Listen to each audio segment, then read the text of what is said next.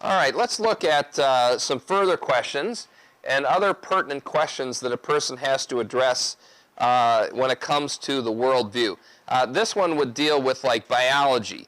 How did life come into existence? How did life come into existence?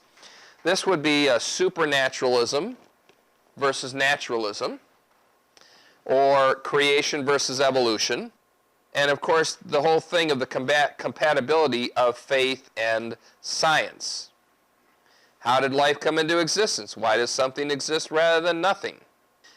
Of course, evolution is challenged by pure science.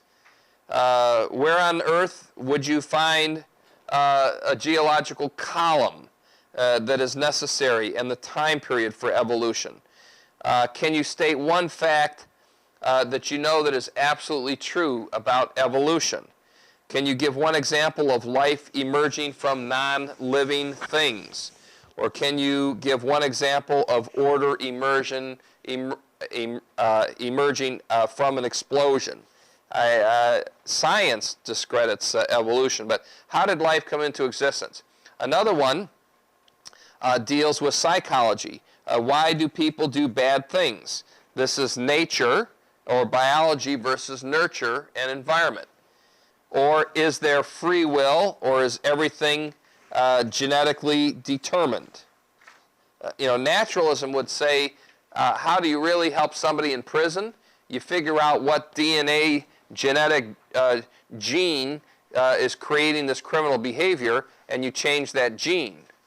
That has nothing to do with personal responsibility. Humans, are they the product of a cellular systems influenced by environmental factors? Does one's genetic endowment determine one's personality, temperament, and behavior? Is it fatalistic? This is who I am, and I cannot change? Of course, Christianity says people do bad things because they have an inherent rebellious sin nature, right? From Adam, Romans chapter 5. It says that people do bad things because they are in rebellion against God, exchanging the Creator for the creation, Romans chapter 1. Jeremiah would say man is inherently evil. Another question, this one deals with the issues of sociology. Are the values of all societies equal? Or this deals with your multiculturalism. What is the basic unit of society? There are people today suggesting that we really should do away with marriage. That marriage just complicates things. You got the whole problem of the legal system, of divorce, so on and so forth. We should make it easier and more convenient. That we should not impose monogamy upon society. That there are, Mormons would say you're better off with many wives. The Indians would say you're better off with no husbands.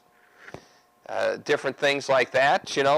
What is the basic unit of society? Should we really suggest that we should maintain this traditional family unit? Who is primarily responsible for the children? We in Western culture have developed this patriarchal society of men working, matriarchal rule in the home. Is that really what's best? Do men and women have different roles out of their nature or out of their nurturing? Of course, you see these roles being blurred a lot through the television programming and sitcoms or different, are there certain tasks that are more conducive to a man because of his, nature, his physical makeup, so on and so forth? Or are there things that a wife can do, better because of the way she has evolutionarily developed, so on and so forth? This is one of the great questions of sociology. Another one, this deals with law. What principles form the foundation of law? And we'll talk more about natural law versus legal positivism. Natural law, for any law to be valid, it must relate to objective moral truths in the universe. Like, natural law would say, hey, look at all of creation. And all of creation has maleness and femaleness. And you got bucks and does. And, you know, you got your bulls and your cows. And that maleness and femaleness is natural throughout society, so we should not tolerate anything that is different from that. Natural law looks at the survival of the fittest, those types of things. Legal positivism. No necessary connection exists between law and moralities. Laws are valid because they are creations of recognized institutions. Legal positivism says that the state alone creates, enacts, interprets, and enforces laws. The state ultimately determines human rights and only grants those rights it deems beneficial to itself. In this kind of legal positivism, you couldn't criticize Saddam Hussein. You know, he was the authority. We're having a struggle here in America over all of this right now because our founding fathers meant to, or certainly tried to put together checks and balances. You got your administrative branch, you got your legislative branch, you've got your judicial branch. And the judicial branch, or the legislative branch these days, feels like the judicial branch is running right over top of it by a judicial activism declaring laws that they enact as being unconstitutional, right? And this is going on over and over again. And so, you know, in legal positivism, are human judges and legislators really capable of establishing laws for everyone? Our American Civil Liberties Union is, as you are probably aware, interceding in law cases trying to get what some states consider unredeemable, unchanging child abusers freed from jail because they have paid their sentence and fulfilled their, criminal obligations of their time. And yet the system is saying, no, these people haven't changed. Let them out on the street again. They're going to do the same thing. But, who determines that all humans are equal? Are we truly all equal?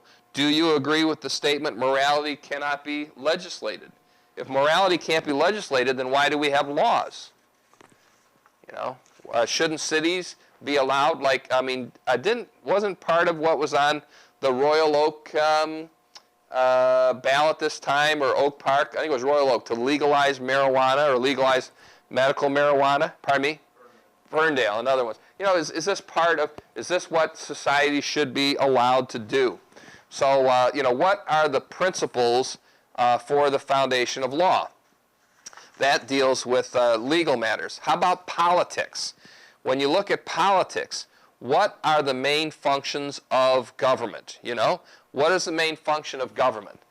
Some people say, the main function of government is to protect the people and destroy the enemy. Others think that the government is supposed to be the big father or the big grandfather or the big provider, How much authority is put into the government? Now, in all, I think, all that I'm aware of, in all ancient Near Eastern governments, apart from the Old Covenant Judaism, the king was above the law. The king was the law. One of the unique things of the Mosaic Code was the king was under the law. The king was under obligation to the law. It was a theocracy where they were to be submitting to God and submitting to the law. That has a lot to say with government. You know, we have allowed in our government, our presidents can grant pardons. And of course, very often they wait till their last day in office to dole out a lot of those pardons. Should a president be able to dole out, you know, pardons that are really not, what word would I use, proper and correct?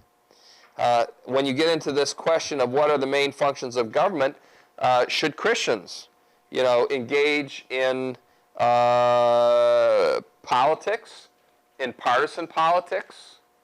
Can you be a good Christian and be a Republican? Can you be a good Christian and be a Democrat? What is the best relationship between the church and the state? As you know, in America, we basically, our founding fathers said there shall be no major denomination to control the government. We've turned that into, instead of freedom of religion, freedom from religion. And that is a huge debate today. Of course, according to the scriptures, we are told to submit to governing authorities, Romans 13. We're told to render unto Caesar the things that are Caesar's, Mark chapter 12, verse 17.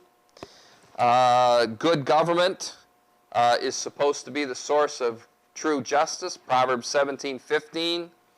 Romans 13, the purpose of government is to reward those who are good and punish those who are evil. So, you know, good government protects the innocent and the poor, Amos chapter 2. So here we have really, in the Bible, the main function of government is to restrain evil and promote good. But then how do you define what is evil and what is good? So another key question, this one comes from economics when we talk about the worldview. What word describes the most important principle about money? What word describes the most important principle about money? Is it going to be capitalism? Is it going to be socialism? Is it going to be like a communistic kind of view? Of course, I think from a biblical perspective, the best word is stewardship. That you know and understand that everything belongs to God. We don't love money, we love God. Wealth is to be accumulated for the glory of God and for the use of God. You're not to hoard things, but you're to exercise a stewardship. When it comes to what word best describes the most important principles about money, you have to ask the question, can people have private property? You know, is that something that is good? What about loans? What about bankruptcy? What about, you know, how much wealth is too much wealth in accumulation?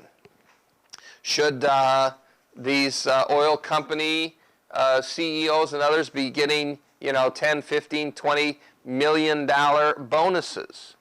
As you know, in the worldview of Japanese culture, the CEOs do not get those kinds of huge things. That's considered immoral to receive that much. Should one person, because they hit the lucky lottery, get 300 million? What's the lottery up to now? 342. 342. And should, you know, and somebody almost, I mean, won 400 million. And I mean, is there something immoral about that kind of thing? And what is the relationship of government to taxes? You know, all of these kinds of questions. Another key question deals with history. How do we interpret history? What is the greatest event in history? Do you see history in a linear way of just a continuum? Do you see it circular as repeating itself? Do you see it as an escalator, constantly rising to higher values? You know, and rewriting history. Is history reversible? Is it repeatable? Is it cyclical? Or does it mean nothing? Another key or pertinent question. Do the arts, like in music and dance and poetry and paintings and cinematography and all that, do the arts create or reflect a culture? Do they influence culture, or are they just a reflection of culture? Who or what determines what is art? You know, what's art and what's pornography? What's blasphemy and what's beauty? Is art more than just music and theater? Is there any morals in that? Should Christians be involved in the arts? How can they be involved in the arts? There's non-representative art. Represents nothing outside of itself. There's representative art, art representing the physical or spiritual realities. There's symbolic art, art designs that communicate or embody ideas. I mean, they call art when somebody splashes paint all over a great big board and then dives on and swims around. They say, that's art, you know. You can take body excrement or body parts and put it in fluids and whatever, and you call that art, you know. Who's to say what's beautiful and what's good or bad? So, you know, a lot of people create art and then they fall down and they worship before it.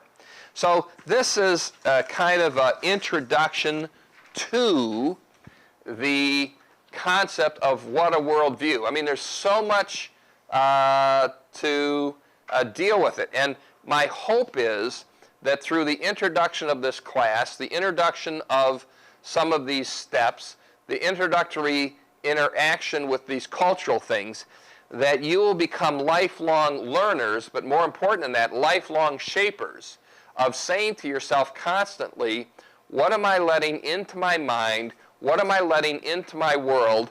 And how is it shaping me? And how do I want to make sure that I am shaping the way I think? I want to be a purposeful thinker. I want to be one who thinks about my thinking and thinks about the thinking of others.